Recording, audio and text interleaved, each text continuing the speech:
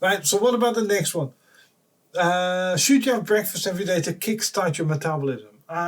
This is a question I still get asked a lot. You know, the breakfast is the most important meal of the day, sort of thing.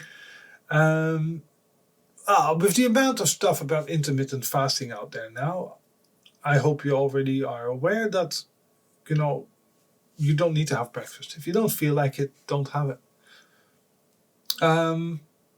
It is that simple. The body does not need your metabolism to be kick-started. That is just not how that works, right? It's your metabolism is just fine. As soon as you start waking up, you start moving about a bit, your metabolism really, there's no problem at all. That food, you don't have yesterday's leftover food sitting in your stomach waiting for you to add porridge to the equation so that it magically, oh, there's more food, let's go and get rid of this. Of this stuff that sat there from yesterday. It is just such, it's astonishing. I hear a lot of personal trainers still say this.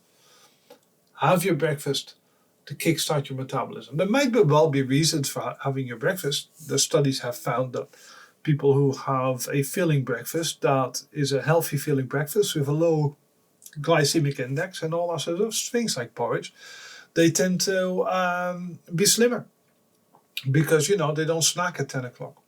But that's the only reason. Right? I have an apple for breakfast every morning, or most mornings. I grab something along those lines. And it's completely fine. If you don't feel like eating in the morning, don't eat in the morning.